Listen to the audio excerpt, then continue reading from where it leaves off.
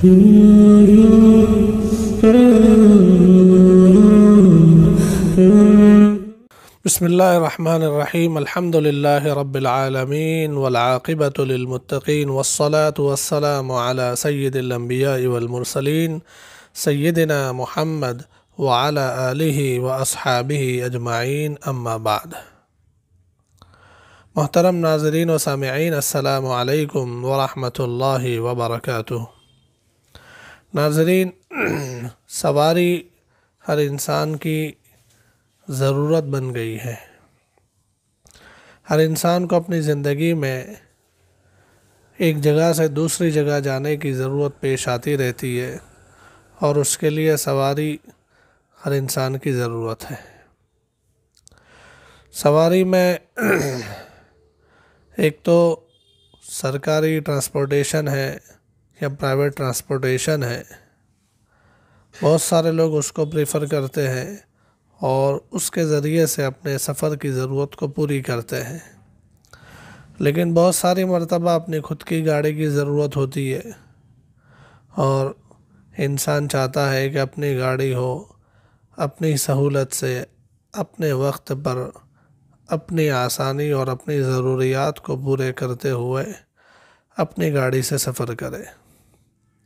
दूसरी तरफ जो ख़तरात दरपेश रहते हैं प्राइवेट व्हीकलों में और सरकारी व्हीकलों में सफ़र करने में जो ख़तरात पेश आते हैं, इसको देखकर भी और मौजूदा दौर में जो कोरोना की वबा आने के बाद बहुत तेज़ी से लोगों का जहन अपनी गाड़ी में सफ़र करने का बनता चला जा रहा है। ऐसे में बहुत सारे लोगों के दिल में यह सवाल जन्म लेता है कि गाड़ी लोन पर लेना और कार लोन के साथ कार ख़रीदना, ये इस्लाम में क्या हुक्म रखता है। इसलिए नाज़रीन, आज हम आपके सामने लाए हैं कार लोन का हुक्म इस्लामी शरीयत की नज़र में। कार लोन कहते किसे हैं? आपको कोई गाड़ी ख़रीदनी है और आप उसमें से कुछ पैसे अभी दे रहे हैं और बाकी के पैसे जो है आपकी तरफ से बैंक दे रहा है या कोई प्राइवेट फाइनेंसर दे रहा है और कार जो बेचने वाला है उसको तो पेमेंट अभी हो जाता है, लेकिन बैंक या प्राइवेट फाइनेंसर ने आपकी तरफ से जो पैसे अदा किए हैं गाड़ी के, वो आपके पास से बाद में इंस्टॉलमेंट की शक्ल में जितने अदा किए हैं उससे ज़्यादा वसूल करता है। इसे कार लोन कहते हैं। फॉर एग्ज़ाम्पल, एक गाड़ी 5 लाख रुपये की है और जो कंपनी का डीलर शोरूम है वहाँ एक बंदा ख़रीदने के लिए जाता है, उसके पास सिर्फ 50,000 रुपये है और वो 50,000 रुपये दे रहा है। बाकी के जो 4.5 लाख रुपये है ये उसकी तरफ से बैंक अदा कर रही है या कोई फाइनेंसर अदा कर रहा है। और ख़रीदने वाला ये जो बंदा है इसके पास से अब 4.5 लाख रुपये इंस्टॉलमेंट में वसूल करता है, उस पर सूद बढ़ाकर, इस पर इंटरेस्ट लगाकर। तो वो 4.5 के 5, 5.5 जैसा जैसा इंटरेस्ट का रेट होता है उस तरह से बढ़ाकर लेता है। ये है कार लोन। कार लोन का हुक्म इस्लाम की नज़र में इस तरीके से गाड़ी ख़रीदना कैसा है, तो उसका जवाब सीधा यह है कि यह नाजायज़ और हराम है, इसलिए कि इसमें उसे सूद देना पड़ता है। सूद कहते ही इसे है कि आपने अपनी गाड़ी का पैसा अदा करने के लिए बैंक से कर्ज़ा लिया, बैंक ने आपकी तरफ से आपका पेमेंट किया और बैंक आपके पास से ज़्यादा ले रही है, तो इस ज़्यादा को सूद कहते हैं। अगर बैंक ऐसा करे कि 5 लाख की गाड़ी में 50,000 आपने अदा किए, 4.5 लाख रुपये बैंक आपके अदा कर रही है और बैंक आपके पास से सिर्फ 4.5 ही ले रही है, ऊपर एक भी रुपया नहीं ले रही है, तो ये सूद नहीं होगा, ये जायज़ होगा। लेकिन बैंक ऐसा करेगा नहीं, क्योंकि बैंक अपने फ़ायदे के लिए करता है ये सब चीज़ें, तो ऐसा करता नहीं है उमूमन बैंक। इसलिए ये कार लोन की जो सिस्टम चल रही है ये नाजायज़ और हराम है, इसलिए कि इसमें सूद देना पड़ता है। और सूद के मुताल्लिक़ इस्लाम का हुक्म साफ़ है और वाज़ेह है कि सूद लेना और देना और सूदी मामले में दखल देना, सूदी मामले को लिखना और उसमें गवाह बनना, ये सब नाजायज़ और हराम है, इस पर लानत की गई है। अब रह जाता है मसला मजबूरी के दर्जे का, कि कहीं मजबूरी हो जाए सूद पर गाड़ी लेने की, तो उस वक़्त क्या शक्ल होगी। मजबूरी में इस्लाम का एक कायदा है, अज़्ज़रूरात तुबीहुल महज़ूरात, कि ज़रूरत के वक्त कुछ ममनू काम उस ज़रूरत की नौइयत देखकर जायज़ हो जाते हैं ज़रूरत के बक़दर। इस कायदे के तहत एक शक्ल आ सकती है, वो ये है कि किसी आदमी के पास कैश पैसे पड़े हुए हैं जिससे वो गाड़ी ख़रीद सकता है। जैसे 5 लाख की गाड़ी है और उसके पास 5 लाख रुपए पड़े हैं। अब वो शोरूम में गाड़ी लेने के लिए जाता है और 5 लाख रुपया अदा करना चाहता है, तो उसके सामने ये बात आती है, शोरूम वाला कहता है कि हम सारे पैसे कैश नहीं लेंगे, 1 लाख तक कैश लेंगे, बाकी हमें आपको बैंक से देना पड़ेगा, चेक से या आरटीजीएस से देना पड़ेगा। अब ये बाकी की 4 लाख की रकम आरटीजीएस से और चेक से देना जाता है तो उसको इनकम टैक्स का खतरा रहता है। तो इस तरह से अपनी ज़रूरत के लिए अपने पास पैसा मौजूद है, अपना पैसा है, लेकिन अपने पैसे से अपनी ज़रूरत की गाड़ी ख़रीदने जाने पर उसे इनकम टैक्स में, जो एक नाजायज़ और जुल्मी टैक्स है, उसमें उसे बहुत ज़्यादा पैसा दे देना पड़ता है। इसलिए अगर ये बंदा इनकम टैक्स से बचने के लिए सूदी लोन के ज़रिए से गाड़ी ले, इस शर्त के साथ कि बहुत जल्द इस सूदी लोन को पूरा कर देगा, तो उसके लिए गुंजाइश है इनकम टैक्स से बचने के लिए। इसलिए कि हर आदमी की अपनी हलाल कमाई जो है उसको बचाने का उसको हक दिया गया है।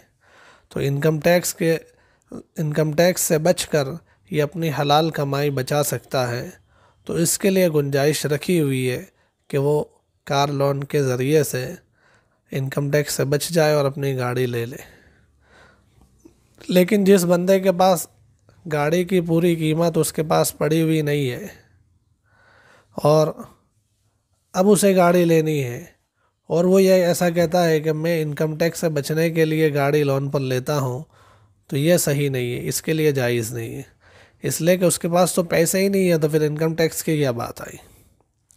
इसमें एक और बात ये भी है कि जिस बंदे के पास पैसे पड़े हुए हैं और उसे कार ख़रीदनी है, लेकिन शोरूम वाले जो डीलर है उसके पास से वाइट मनी यानी चेक से आरटीजीएस से पैसे मांगते हैं, और ये बंदा कर सकता है, वो इनकम टैक्स रिटर्न भरता है, वो वाइट बतलाना चाहे बतला सकता है, 4-5 लाख रुपए में, 7-8 लाख रुपए में कोई मसला नहीं है वाइट बतलाने का, तो फिर उसके लिए जायज़ नहीं होगा कि सूद पर गाड़ी ले। उसको वाइट के ज़रिए से अपना पेमेंट करना होगा और गाड़ी सूद पर नहीं ले सकता, उसके लिए भी जायज़ नहीं है। एक गलत फहमी जो लोगों में अभी चल रही है कि जिस बंदे को गाड़ी रोज़ाना की ज़रूरत हो, उसे अप डाउन करने की ज़रूरत पड़ती हो, जैसे यहाँ से अहमदाबाद रोज़ाना बिज़नेस के लिए जाता है या किसी और जगह उसको रोज़ाना की अप डाउन की ज़रूरत गाड़ी बन गई है और उसे नई गाड़ी लेनी है, उसके पास पैसे नहीं है, तो अप डाउन की ज़रूरत की वजह से वो सूद पर गाड़ी ले सकता है। ये बात लोगों में चलती है, ये गलत है, ये नाजायज़ है। अप डाउन की ज़रूरत कोई ज़रूरत नहीं है। अप डाउन की अगर तुम्हें ज़रूरत है तो उसके लिए पुरानी गाड़ी भी ली जा सकती है, या जो किराए के व्हीकल चलते हैं इसके ज़रिए से भी आपकी ज़रूरत पूरी की जा सकती है। तो इसलिए इस ज़रूरत की वजह से, अप डाउन की ज़रूरत की वजह से सूदी लोन लेने की गुंजाइश नहीं है, नाजायज़ ही रहेगा। अब रह जाती है ये बात कि इंस्टॉलमेंट में गाड़ी लेने का कोई जायज़ तरीका या जायज़ शक्ल अगर हो सकती है तो वो क्या है। तो इसके लिए हम आपके सामने 3 शक्ल रखते हैं। ये 3 शक्ल है कि जिसमें इंस्टॉलमेंट पर जायज़ तरीके पर गाड़ी ली जा सकती है। पहली शक्ल है चालू लोन वाली गाड़ी, यानी कोई ऐसी गाड़ी है कि जिसे किसी बंदे ने इंस्टॉलमेंट में ली थी और अब वो उसके इंस्टॉलमेंट पूरे नहीं कर सकता, या अब वो उसे बेच देना चाहता है। जैसे हम मिसाल के ज़रिए से समझ सकते हैं कि एक बंदे ने 8 लाख रुपये वाली गाड़ी इंस्टॉलमेंट पर ली, नहीं, सूदी लोन करवाई उसने, कि उसने 50,000 रुपये दिए, 7.5 लाख रुपये जो है उसकी लोन करवाई और उसका इंस्टॉलमेंट बना दिया महीने के 20,000 रुपये के तरह से। अब उसने महीने महीने के 3 या 4 हफ्ते इंस्टॉलमेंट उसने अदा किए थे, यानी 80,000 ये अदा किए और 50,000 डाउन पेमेंट में दिए, टोटल 1,30,000 रुपये ये अदा कर चुका है।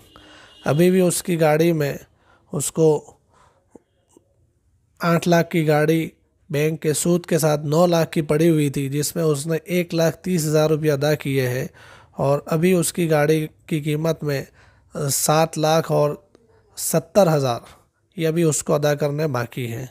हर महीने के 20,000 रुपये के इंस्टॉलमेंट हैं। अब ये गाड़ी इस हालत में बेच देना चाहता है जबकि उसने 3 या 4 हफ्ते पे किए हुए हैं।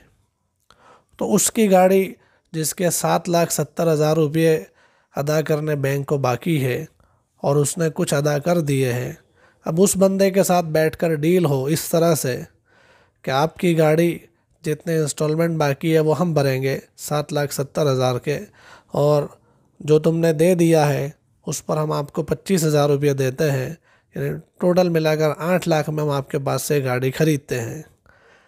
सौदे के अंदर टोटल कीमत बकिया इंस्टॉलमेंट की और जो डाउन पेमेंट वगैरह उसने अदा किया है वो सब मिलाकर उसके साथ एक कीमत तय हो जाए उसी बैठक में, और इंस्टॉलमेंट की जवाबदारी ये बंदा ले ले, तो इस तरह से ये गाड़ी उसके लिए ख़रीदना जायज़ होगा, उसके लिए सूद नहीं होगा।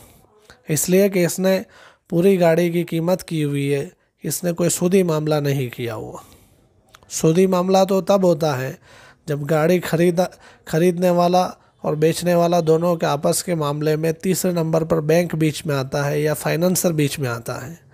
यहाँ पर इस बंदे ने गाड़ी खरीदी है, जितने इंस्टॉलमेंट बाकी है वो, और कुछ रकम जो डाउन पेमेंट वगैरह की शक्ल में उसे देनी पड़ती है, ये सब मिलाकर 8 लाख की कीमत तय हुई है।